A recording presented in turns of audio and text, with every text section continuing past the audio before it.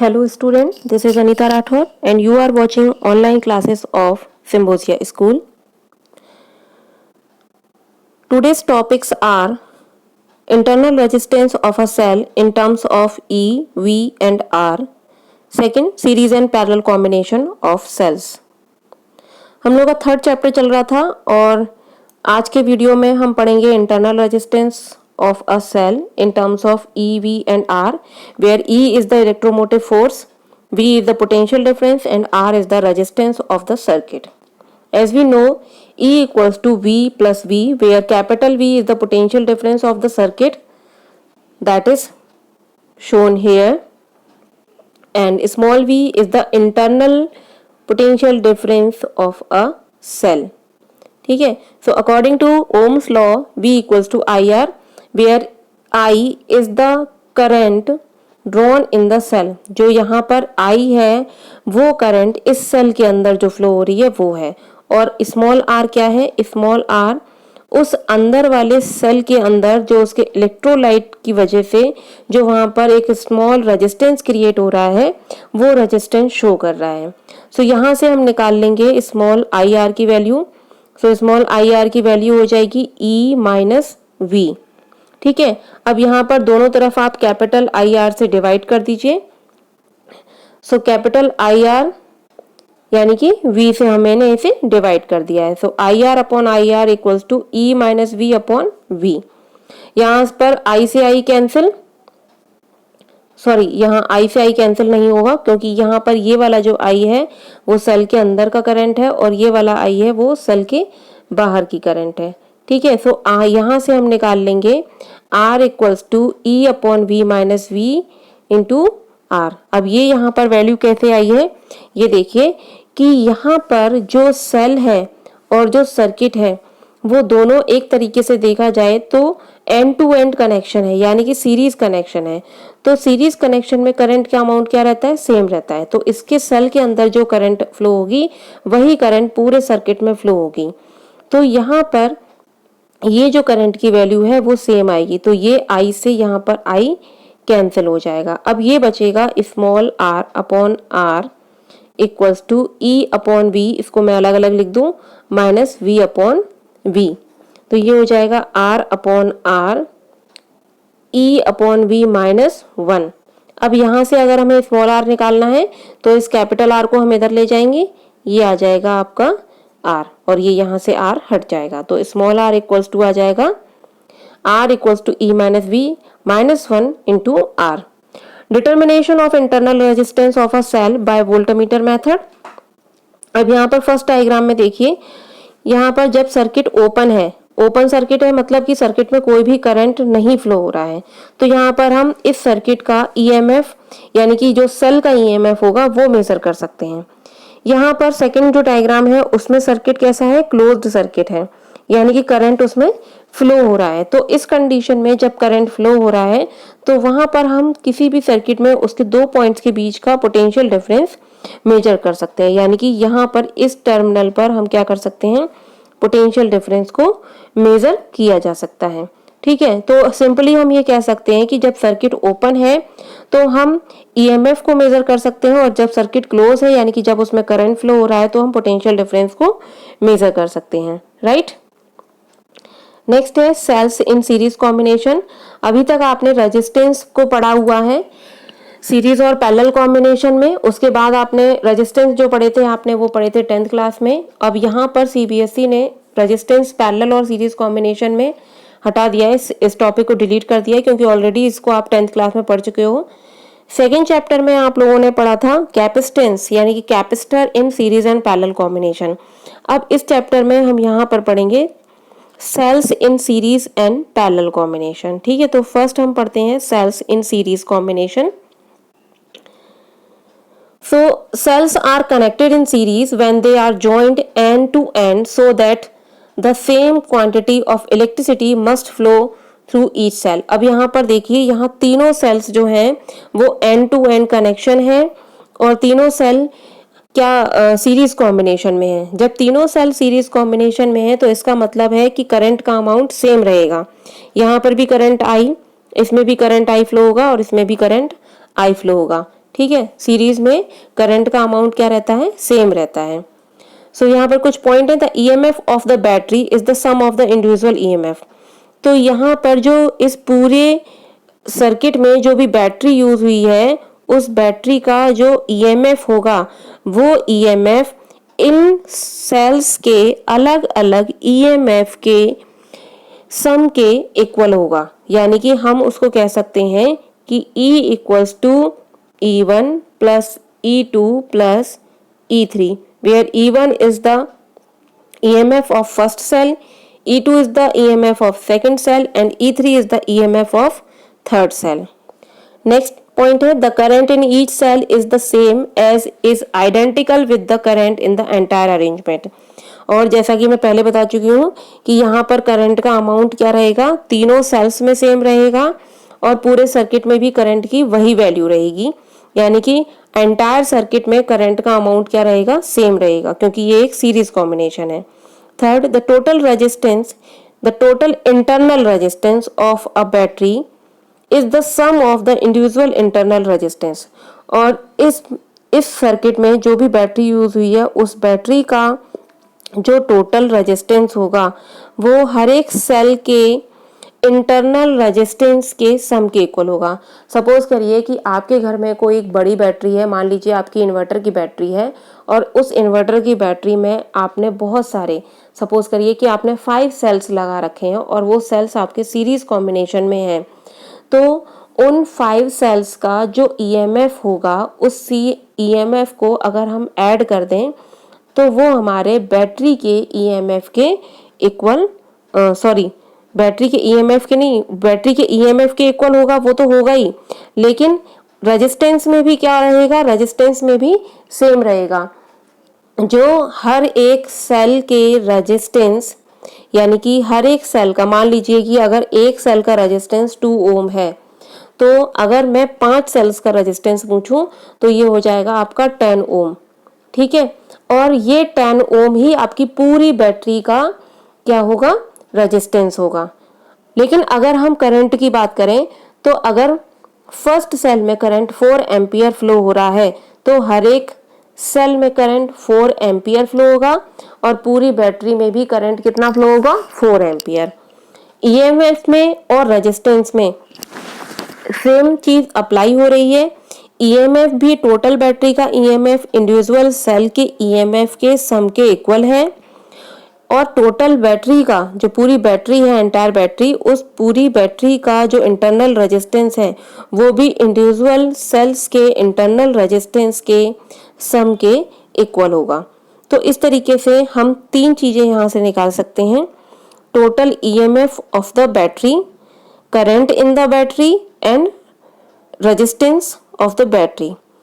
The total EMF of the battery equals to NE, where N is the number of the cells and E is the EMF of one cell.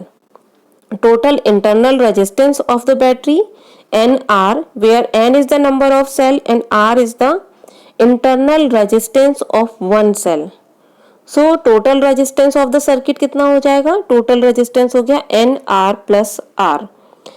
NR क्या है, सारे sales के internal resistance को हम लिखेंगे NR, और capital R जो है वो पूरे सर्किट का, जो एक्सटर्नल सर्किट है जिसमें कि वायर्स की, अमीटर्स, ये बहुत सारी चीजें लगी होंगी, उन सर्किट्स का, उस एक्सटर्नल सर्किट का एक्सटर्नल रेजिस्टेंस है। अब यहाँ पर करंट का अमाउंट का होगा, करंट इक्वल्स टू होता है V अपॉन R, तो V की जगह हमने क्या रखा है, NE। ठीक है, तो I equals to NE upon total resistance of the circuit. ठीक है, तो यहाँ पर टोटल रेजिस्टेंस क्या हो गया, यहाँ पर रेजिस्टेंस 2 टाइप का होगा, एक इंटरनल रेजिस्टेंस और एक एक्सटर्नल रेजिस्टेंस। तो इंटरनल रेजिस्टेंस NR और एक्सटर्नल रेजिस्टेंस R, तो यहाँ पर टोटल रेजिस्टेंस हो गया NR प्लस R। सो ये फॉर्मूला आ गया NE upon NR plus capital R। सो यहाँ पर आप कंडीशन लगा सकते हैं हम, if capital R is less then NR, यानी कि एक्सटर्नल रेजिस्टेंस की जो वैल्यू है वो बहुत कम है NR के कंपैरिजन में, देन उसको हम नेगलेक्ट कर देंगे, और जब वो नेगलेक्ट हो जाएगा तो n से n कट जाएगा, ये चीज हो जाएगी 0, n से n कट जाएगा, इक्वेशन क्या आ जाएगी, I equals to E upon R। ठीक है, और अगर हम दूसरी कंडीशन लगाएं, if NR is less than R, तो उस कंडीशन में NR 0 हो जाएगा, तो I इक्वल्स टू हो जाएगा N E upon R। So conclusion, when internal resistance is negligible in comparison to the external resistance, then the cells are connected in series to got maximum current। इसका मतलब ये है कि अगर यहाँ पर इंटरनल रेजिस्टेंस को एक्सटर्नल रेजिस्टेंस के कंपैरिजन में नेगलेक्ट कर दें, यानी कि इस वैल्यू को नेगलेक्ट कर दें, तो जो करंट फ्लो होगा वो करंट मैक्सिमम अमाउंट होगा, वो मैक्सिमम करंट हो जाएगा। क्यों?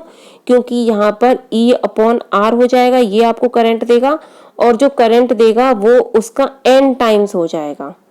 ठीक है, ऑटोमेटिकली क्या हो जाएगा, n टाइम्स। अब आपने जितने ज्यादा सेल्स जोड़े होंगे उतने ज्यादा टाइम्स इसका क्या हो जाएगा, करंट हो जाएगा। ठीक है, और इस कंडीशन में करंट की अमाउंट क्या हो जाएगा, लो हो जाएगा, क्योंकि यहाँ पर जो करंट है वो सिर्फ एक सेल के करंट के इक्वल होगी, लेकिन इस कंडीशन में जो करंट है वो एक सेल के करंट का n टाइम्स होगी। ठीक है, तो यहाँ पर हम कॉम्बिनेशन और रेजिस्टेंस के थ्रू मैक्सिमम और मिनिमम करंट को गेन कर सकते हैं। नेक्स्ट है series in cells in parallel combination. Parallel combination में इसको इस तरीके से, यानी कि सारे एंड्स को एक पॉइंट पर और बाकी के दूसरे एंड्स को दूसरे पॉइंट पर यहाँ पर आ जाएगा, तो ये हो जाएगा आपका पैरेलल कॉम्बिनेशन। यहाँ पर देखिए सारे पॉजिटिव को हमने एक साइड जोड़ा हुआ है और सारे नेगेटिव को हमने दूसरे साइड जोड़ा हुआ है, और फिर यहाँ पर हमने एक सोर्स लगा दिया है V। ठीक है, cells are said to be connected in parallel when they are joined positive to positive and negative to negative, जिसमें पॉजिटिव को पॉजिटिव से जोड़ा गया है और नेगेटिव को नेगेटिव से जोड़ा गया है, such that current is divided between the cells. इसका मतलब है यहाँ पर जो करंट है वो सेल्स के बीच में अब डिवाइड हो गई है। यहाँ पर जो भी सोर्स लगेगा तो ये सारे जो पॉजिटिव टर्मिनल हैं उस सोर्स के पॉजिटिव से जुड़ जाएंगे, और ये सारे जो नेगेटिव टर्मिनल है उस सोर्स के नेगेटिव से जुड़ जाएंगे। ठीक है, so note the EMF of the battery is the same. अब यहाँ पर हम अपना फॉर्मूला वही अप्लाई करेंगे। रेजिस्टेंस, जब हम रजिस्टर्स को जोड़ते थे तो सीरीज कॉम्बिनेशन में करंट सेम रहता था। ठीक है, पोटेंशियल डिफरेंस अलग अलग होता था सबका। पैरेलल कॉम्बिनेशन में पोटेंशियल डिफरेंस सेम रहता था, करंट अलग अलग होती थी। तो यहाँ पर पोटेंशियल डिफरेंस हर एक सेल का सेम रहेगा, यानी कि ईएमएफ सेम रहेगा। The EMF of the battery is the same as that of a single cell. ठीक है, तो पूरी बैटरी का जो ईएमएफ होगा वो एक सिंगल सेल के ईएमएफ के इक्वल हो जाएगा। The current in the external circuit is divided equally among the cells. और यहाँ पर करंट का अमाउंट क्या हो जाएगा, करंट का अमाउंट यहाँ पर डिवाइड हो जाएगा। ठीक है, अब करंट का अमाउंट डिवाइड कैसे होगा, यानी कि इस सर्किट में जितनी भी करंट है I, तो सपोज करिए यहाँ I1 हुआ, ये I2 हुआ, ये I3 हुआ, तो I इक्वल्स टू हो जाएगा I1 plus I2 plus I3। ठीक, the reciprocal of the total internal resistance is the sum of the reciprocals of the individual internal resistance. ये सेम वही जो आपका रजिस्टर्स में फॉलो होता था, यानी कि 1 upon R P equals to 1 upon R1 plus 1 upon R2 plus 1 upon R3। यानी कि अगर हम इस पूरे सर्किट का रेजिस्टेंस का रेसिप्रोकल लें तो वो रेसिप्रोकल हर एक सेल के रेजिस्टेंस के रेसिप्रोकल के सम के इक्वल होता है। ठीक है, so total EMF of the battery, पूरी बैटरी का टोटल ईएमएफ हो जाएगा E। Total internal resistance of the battery R upon N। ठीक है, R अपॉन N। अब तो ये हमारा कैसे आया, मान लीजिए ये हमारा 1 अपॉन RP था। अब सपोज करिए 1 अपॉन, यहाँ पर मैं स्मॉल r का यूज कर रही हूँ। ठीक है, तो ये आपका 1 अपॉन RP। हम क्या कर रहे हैं, हम इस सर्किट में जो कि पैरेलल में सेल्स जुड़े हुए हैं उनका टोटल रेजिस्टेंस निकाल रहे हैं। So 1 upon RP equals to 1 upon R plus 1/R plus 1/R, कहाँ तक? अप टू n तक। तो ये हो जाएगा आपका n/R। अब हमें क्या निकालना है? RP। तो RP इक्वल्स टू हो जाएगा R/n। तो ये वैल्यू आपकी यहाँ से आई। तो total resistance of the circuit, एक सेल का रेजिस्टेंस प्लस एक्सटर्नल रेजिस्टेंस, तो ये आपका हो गया जो उसमें सेल्स जुड़े हुए हैं उन सारे सेल्स का इंटरनल रेजिस्टेंस और ये एक्सटर्नल रेजिस्टेंस। ठीक है, तो ये सारे सेल्स का हो गया इंटरनल रेजिस्टेंस, ये हो गया एक्सटर्नल रेजिस्टेंस, तो ये हमारा आ गया total resistance of the circuit. अब हम करंट निकाल लें। Current I equals to n E upon, यानी कि EMF upon resistance, so n E upon n r plus r. ठीक, इफ आर, ये आपका यहां से आ गया है। ठीक है, if r is less than r upon n, यानी कि एक्सटर्नल रेजिस्टेंस की वैल्यू बहुत कम है, then I equals to n upon E upon r. तो जो करंट है वो सिंगल सेल के करंट की n टाइम्स हो जाएगी अगर एक्सटर्नल रेजिस्टेंस कम होता है तो। ठीक, if R upon n is less than R, यानी कि अगर एक्सटर्नल रेजिस्टेंस बहुत ज़्यादा होता है तो पूरे सर्किट में फ्लो होने वाली करंट एक सिंगल सेल के करंट के इक्वल हो जाएगी। तो इस वाले कॉम्बिनेशन से हमें कोई फ़ायदा नहीं होने वाला। अगर हम एक्सटर्नल रेजिस्टेंस को बहुत ज़्यादा कर देंगे तो इस सर्किट से हमें कोई फ़ायदा नहीं होगा, हम कितने भी सेल क्यों ना जोड़ लें, क्योंकि फिर पूरे सर्किट से हमें जो करंट मिलेगी वो एक सिंगल सेल में फ्लो होने वाली करंट के इक्वल होगी। और अगर हम इस एक्सटर्नल रेजिस्टेंस को बहुत कम कर दें तो हमें पूरे सर्किट से फ्लो होने वाली जो करंट होगी वो उतनी ही ज़्यादा होगी जितने कि हम उसमें सेल जोड़ें, क्योंकि वो वन सेल में फ्लो होने वाली करंट का क्या होगा? n टाइम्स होगा। ठीक है, सो इस बेसिस पर हम ये कह सकते हैं when external resistance is negligible in comparison to the internal resistance then the cells are connected in parallel to got maximum current। अगर हम एक्सटर्नल रेजिस्टेंस को नेग्लिजिबल कर दें किसी तरीके से तो ये जो कॉम्बिनेशन है वो हमें मैक्सिमम करंट प्रोवाइड कराएगा। ठीक है, तो